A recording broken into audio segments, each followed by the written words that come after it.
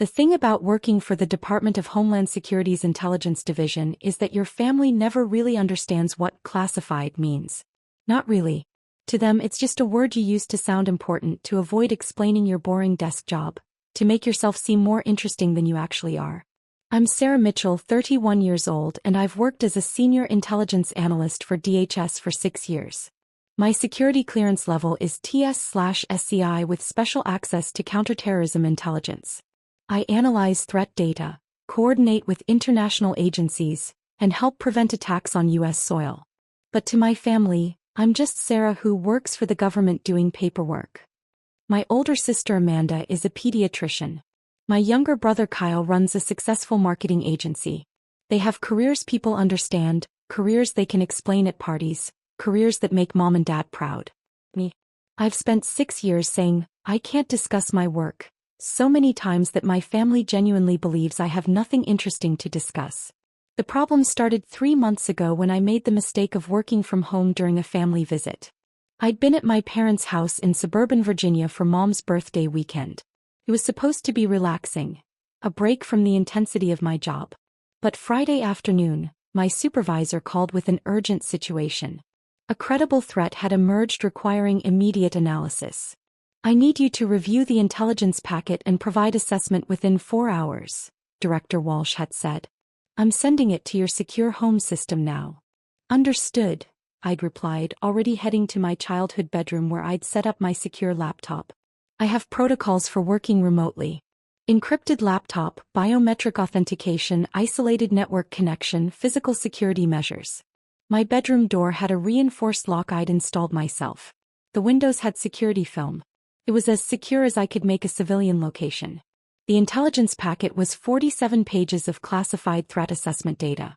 Intercepted communications, surveillance photos, financial tracking, source reports.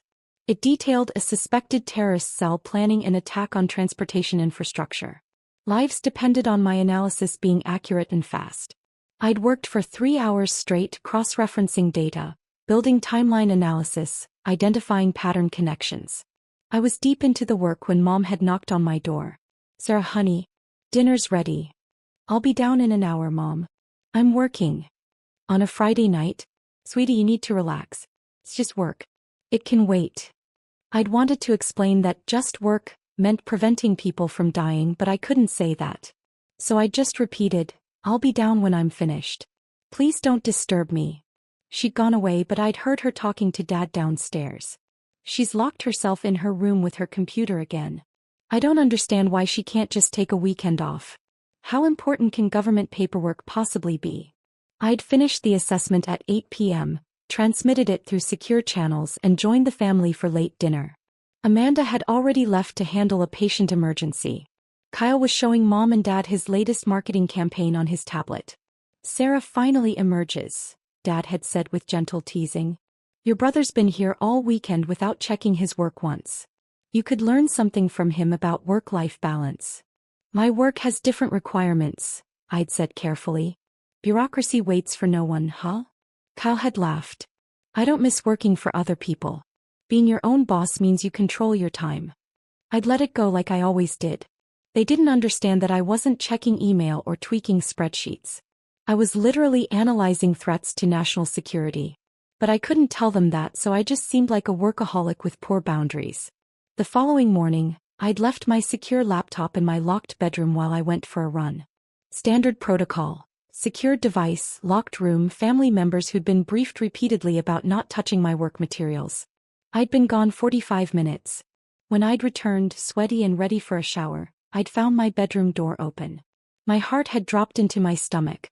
I'd rushed inside to find my secure laptop closed on the desk where I'd left it, but my briefcase was open.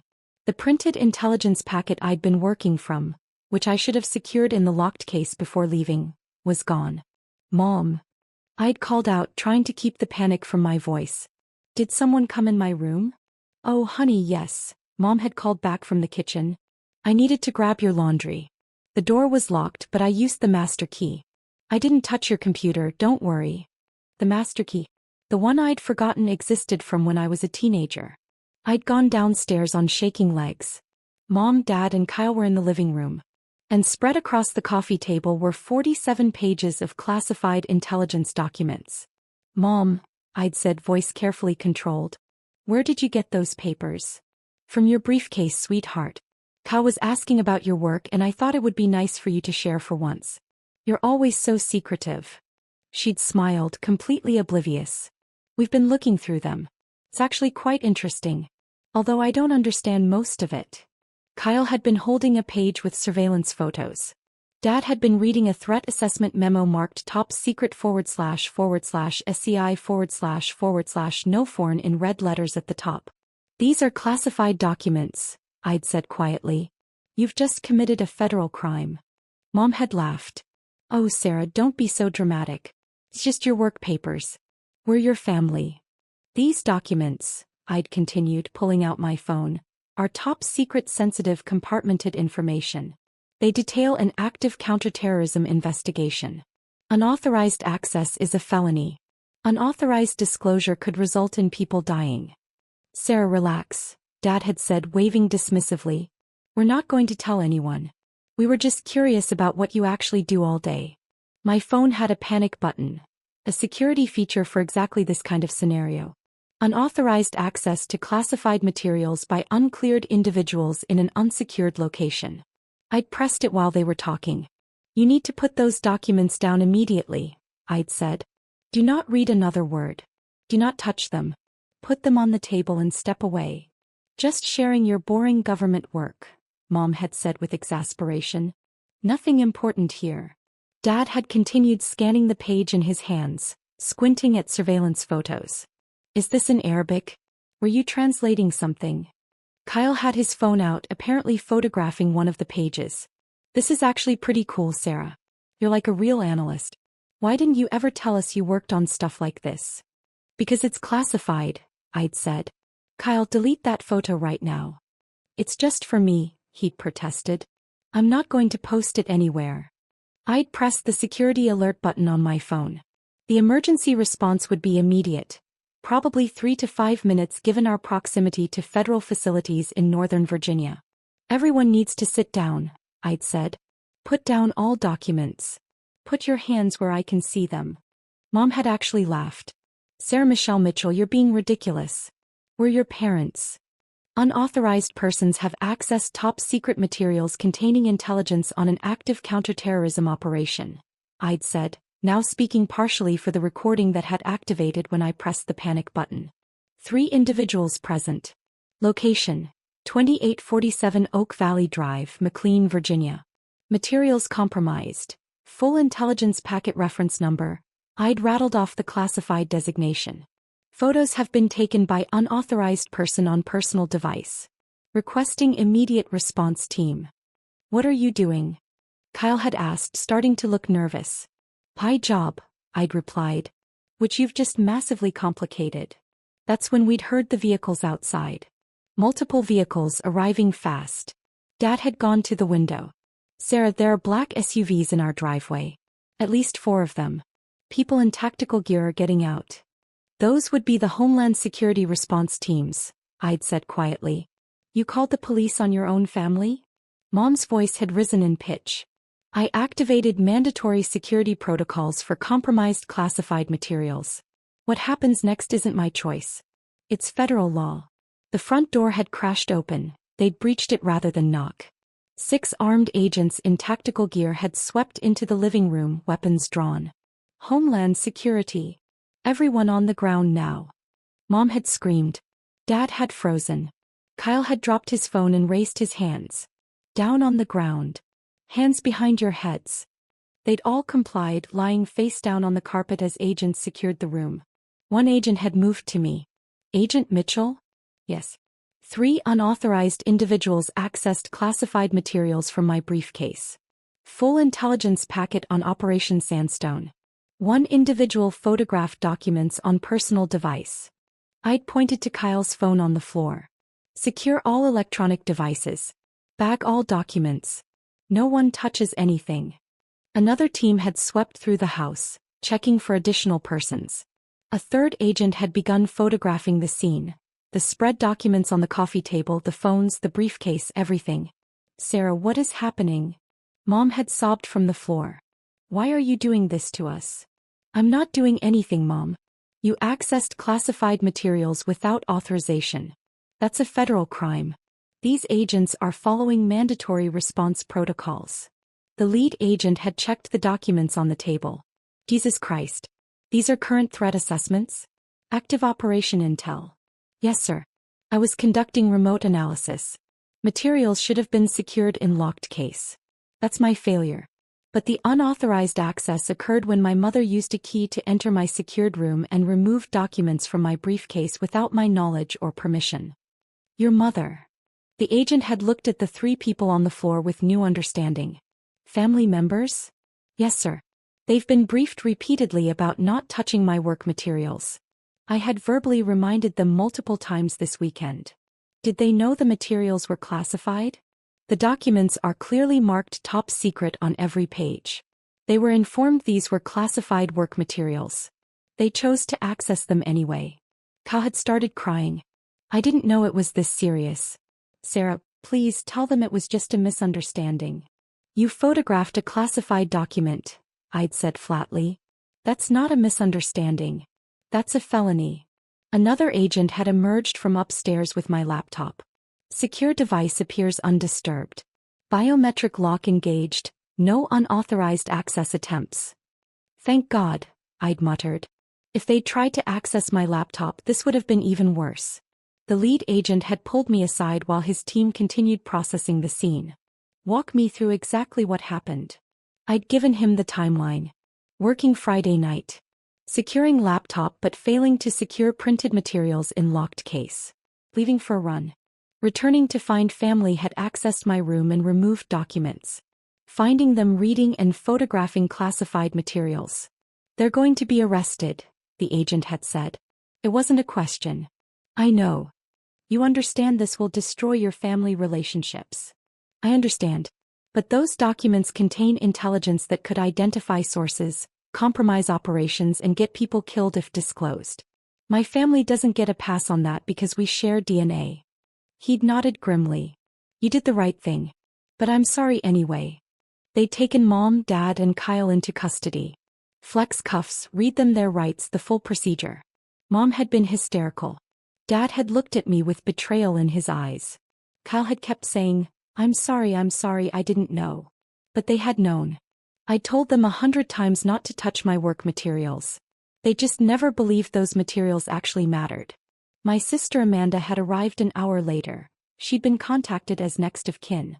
She'd found me sitting in the living room, now a documented crime scene with agents still processing evidence. What the hell happened? Amanda had demanded. Mom called me crying from the police station. She said you had her arrested. She accessed classified intelligence documents, I'd said wearily. So did Dad and Kyle. I followed mandatory security protocols. The rest was inevitable. Over paperwork? Sarah, there are parents. Not paperwork. Active counterterrorism intelligence that could compromise ongoing operations and get people killed if disclosed. And I don't care if there are parents. The law doesn't care either. Amanda had stared at me. You've lost your mind. You're going to let our mother go to prison over your stupid job. It's not my choice, Amanda. They committed federal crimes.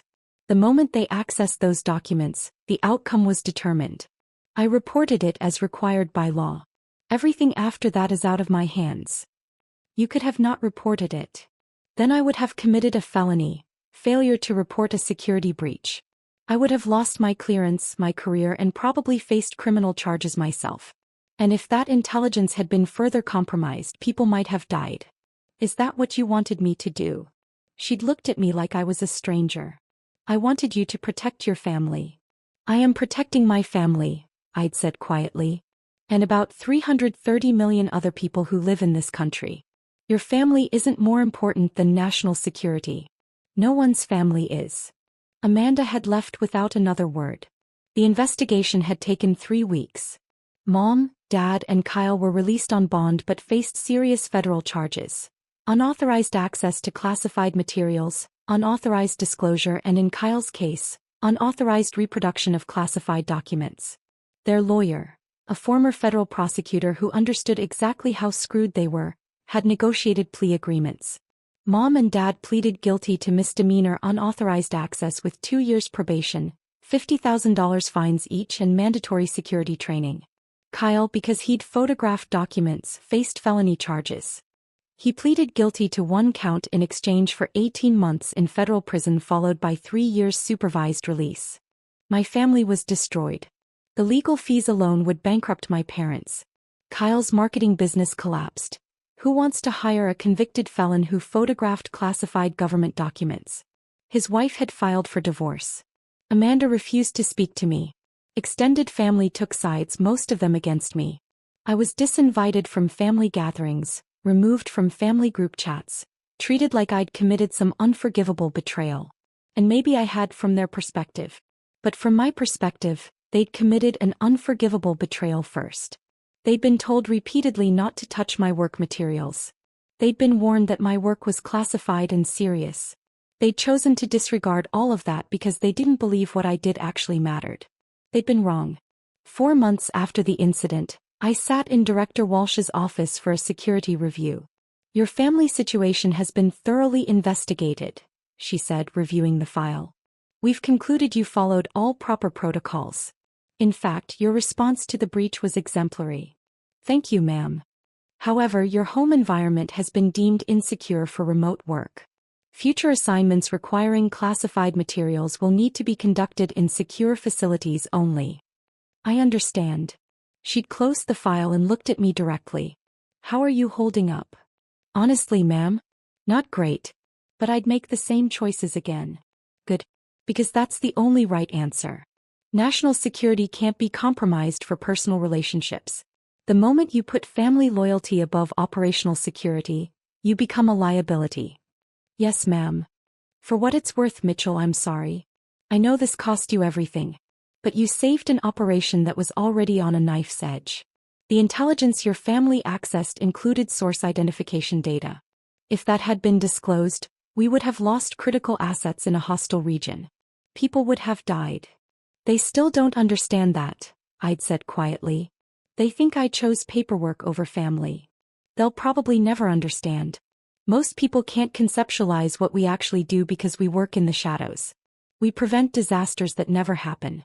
There are no headlines for attacks we stop, no credit for lives we save. Your family will probably always see you as the person who destroyed their lives over nothing." "I know. Can you live with that?" I'd thought about it. Really thought about it. "Yes," I'd finally said. "As I know the truth.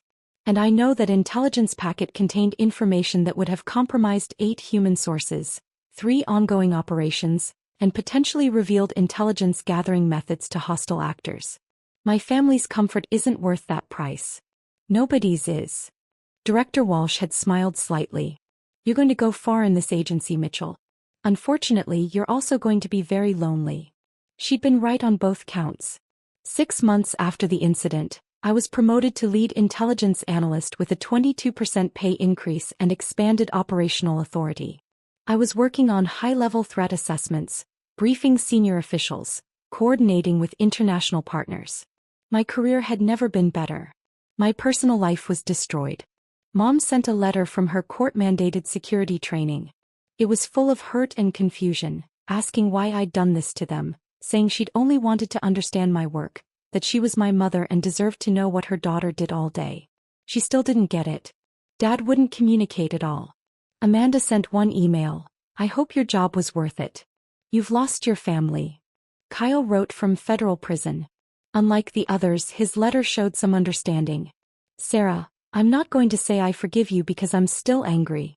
My life is ruined. But I get it now. They made us sit through classes about classified information and why it matters. I understand what could have happened if I'd posted that photo online like I almost did. I understand people could have died. I'm still angry that you didn't warn me better, didn't make me understand. But I also know I should have listened when you told me not to touch your stuff. I just never thought it was actually important. I'm sorry, Kyle." It was the closest thing to an apology I'd received. I wrote back carefully. All prison correspondence was monitored. I told him I was sorry too, that I wish things had gone differently, that I hoped he'd rebuild his life when he got out. I didn't tell him that I'd do it all again if I had to. As I would.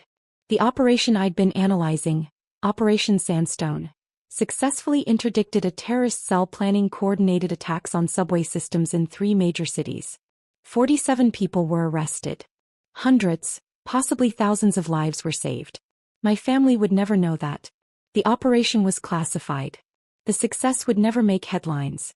The people whose lives were saved would never know how close they'd come to dying. But I knew. And that knowledge had to be enough. A year after the incident, I attended Kyle's release from federal prison. Amanda was there, still not speaking to me. Mom and Dad came but sat on the opposite side of the room. Kyle looked older, worn down. Prison had been hard on him. But he hugged me when we met outside. "Thank you for coming," he'd said quietly. "You're still my brother. Even after everything?" Even after everything. We talked for a while. Carefully neutral conversation about his plans, his job prospects, his hopes for rebuilding. He'd asked about my work. I'd said, "I can't discuss it," like always, but this time he'd just nodded. "I get it now," he'd said. "Took prison for me to understand, but I get it." Mom had approached as we were talking. She looked at me with eyes full of pain. "Was it worth it?" she'd asked. "Destroying your family over your job?" I'd thought about Operation Sandstone. About the subway cars that weren't bombed.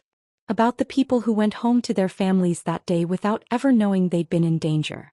"Yes," I'd said quietly. "It was worth it." She'd walked away. Maybe for the last time. Dad had stopped as he passed. "I don't understand you anymore, Sarah. I don't know if I ever did." "I know," I'd replied. "And I'm sorry for that. But I'm not sorry for doing my job."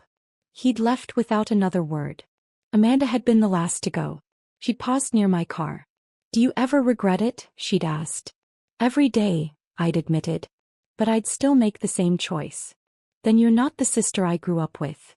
"No," I'd agreed. "I'm not. I'm someone who takes her oath seriously.